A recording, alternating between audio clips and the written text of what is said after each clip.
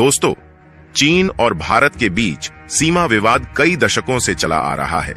यह विवाद न केवल भू राजनीतिक बल्कि ऐतिहासिक और सांस्कृतिक जड़ों में भी गहराई रखता है। हालांकि पिछले कुछ सालों में स्थिति और भी गंभीर हो गई है। विशेष रूप से जून 2020 में गलवान घाटी में हुए हमले ने दोनों देशों के रिश्तों में कड़वाहट ला दी। इस घटना ने न केवल सैनिकों के बीच तनाव बढ़ाया बल्कि दोनों देशों के बीच विश्वास की कमी को भी उजागर किया। लेकिन आपको ये जानकर हैरानी होगी कि इस सीमा विवाद का असर दोनों देशों के व्यापारिक गतिविधियों पर देखने को नहीं मिल रहा है।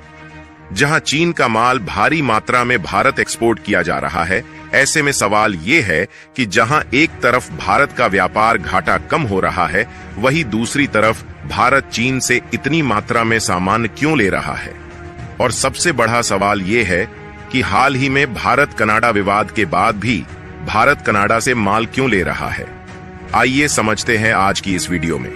लेकिन वीडियो में आगे बढ़ने से पहले इस वीडियो को एक लाइक करके चैनल को सब्सक्राइब जरूर कर लीजिए, क्योंकि यह आपके लिए सिर्फ 1 सेकंड का काम है, पर इससे हमारी काफी बड़ी मदद होती है। दरअसल चीन से भारत का सीमा विवाद कई सालों से चला आ रहा है, लेकिन पिछले कुछ वर्षों में तनातनी काफी बढ़ी है, जिससे भारत और चीन के रिश्तों में और कड़वाहट आई है। हालांकि इस सीमा विवाद का असर दोनों देशों के व्यापारिक गतिविधियों पर देखने को नहीं मिल रहा है। जहां चीन इस साल अप्रैल-सितंबर के दौरान भारत के टॉप इंपोर्ट सोर्स के रूप में उभरा है और इस दौरान कुल 56.29 अरब डॉलर वैल्यू का इंपोर्ट चीन से हुआ है, यानी कि इतने खर्च में सामान चीन से भारत आया है। वहीं इस दौरान भारत अमेरिका देश के लिए टॉप एक्सपोर्ट डेस्टिनेशन के रूप में उभरा है, जहां अमेरिका को सामान का किया जाने वाला एक्सपोर्ट 5.62% बढ़कर 40.38 अरब डॉलर हो गया। और अगर आपको नहीं पता तो बता दूं, भारत चीन से इलेक्ट्रॉनिक सामान सबसे ज्यादा इंपोर्ट करता है, जिसमें स्मार्टफोन, लैपटॉप, टेलीविजन, बिजली की सप्लाई और दूसरे इलेक्ट्रॉनिक उपकरण शामिल हैं।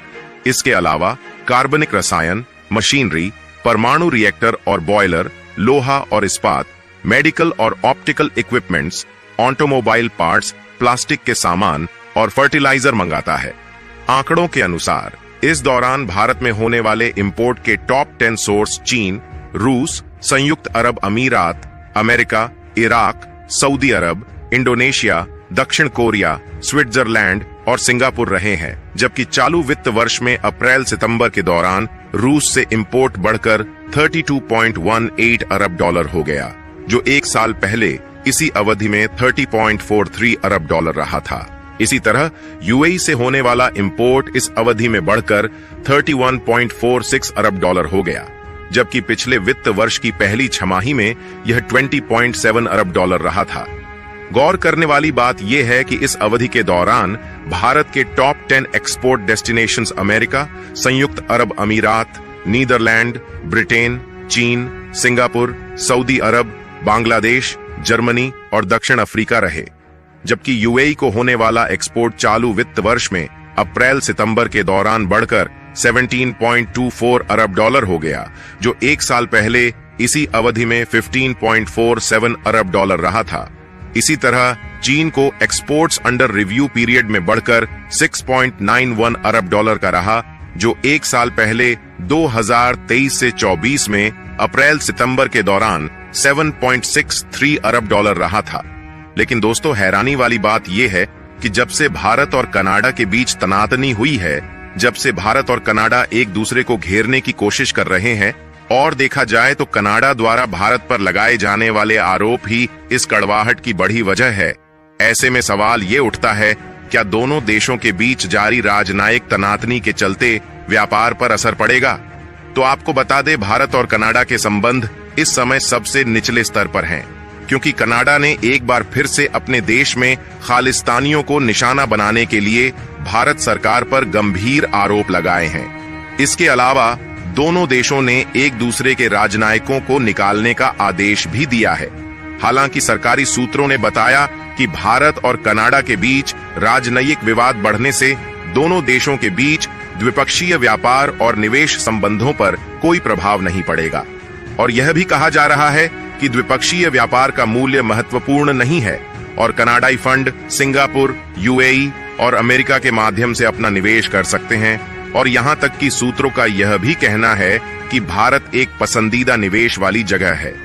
और देखा जाए तो कनाडा भारत के लिए दाल का एक प्राइमरी सोर्स है और मौजूदा वक्त में जिस तरह की स्थिति बनी हुई है, ऐसे में कयास लगाए जा रहे हैं कि अब यह दाल ऑस्ट्रेलिया से आ सकती है। और अगर आपको नहीं पता तो बता दूं, भारत और कनाडा के बीच वस्तुओं का द्विपक्षीय व्यापार 2023 से 24 में थोड़ा बढ़कर 8.4 अरब डॉलर हो गया, जबकि पिछले वित्त वर्ष 2022 से 23 में यह 8.3 अरब डॉलर रहा था।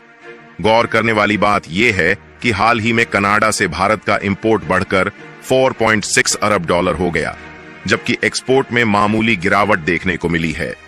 शोध संस्थान ग्लोबल ट्रेड रिसर्च इनिशिएटिव ने भी कहा कि भारत और कनाडा के बीच कूटनीतिक तनाव का अब तक दोनों देशों के बीच वस्तुओं के द्विपक्षीय व्यापार पर कोई असर नहीं पड़ा है।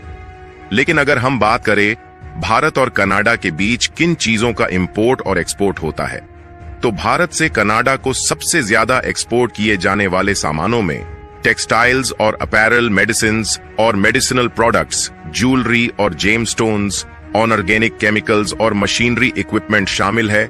वही बात करें कनाडा से भारत इंपोर्ट होने वाले सामानों की, तो इसमें agricultural products, oil seeds, minerals, metals, would products और फर्टिलाइजर्स शामिल है।